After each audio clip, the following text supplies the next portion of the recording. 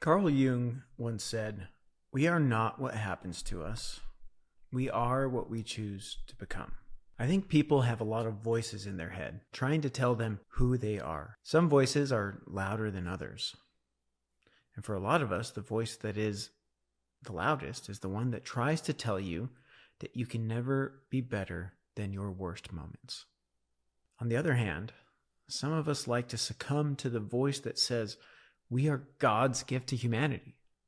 But I believe there's a voice inside of us that doesn't tell us who we are at all, but rather gets excited about who we can be. The little voice is the loudest when we are young. It looks at all the world and tells us that maybe we can be an important part of it. But time takes a toll on all of us. Experiences, good and bad, fuel the other voices inside of us, and as we age, hope for the future seems a little less relevant when your life has been fairly lived out. But something I find beautiful is that we do not have to define ourselves by our past. Other people may choose to do that, but the opinions of others have never been more than just an opinion. When we think of ourselves, instead of thinking about who we are and what we've done, consider who we can be. There are parts of us that are probably never going to change. But I think we sometimes mistake which parts of us are not going to change. Sometimes we mistake certain actions for unchangeable fixtures in our lives.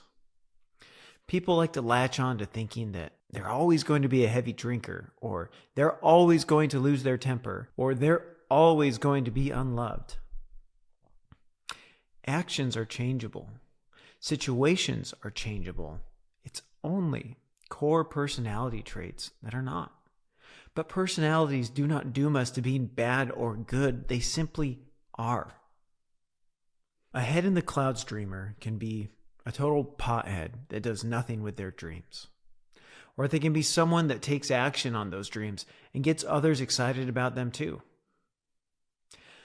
A passionate man can be an abusive jerk. Or he can be a force to fall behind as he leads the way through difficult times.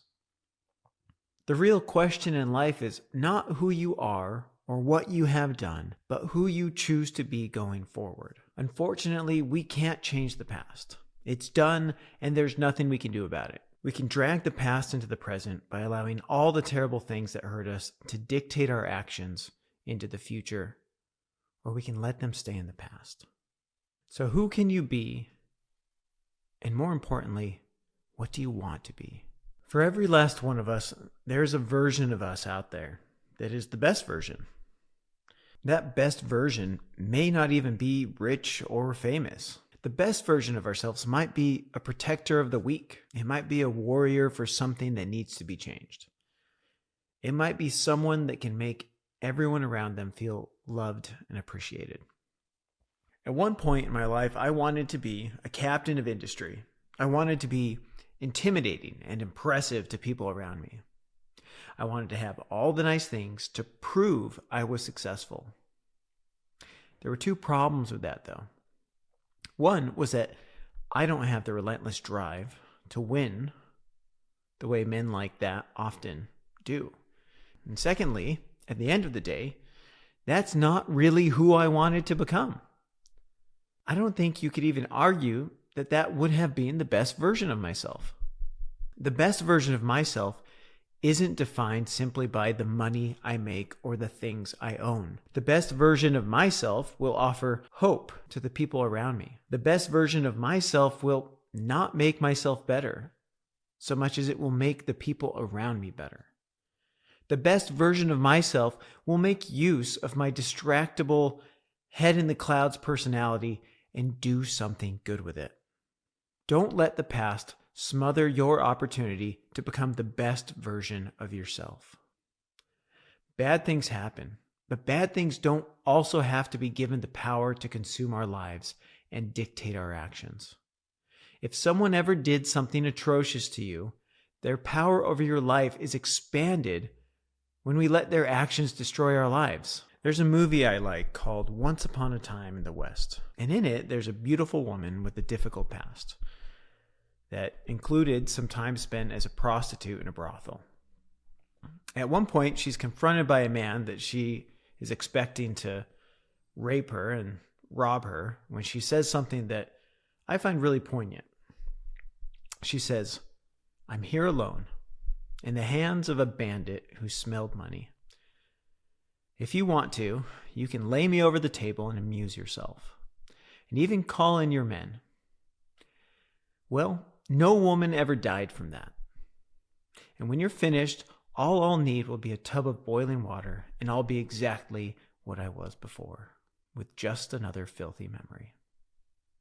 I know that overcoming terrible things is not so simple as snapping our fingers, but there comes a point where we get to choose to let the past stay in the past or not.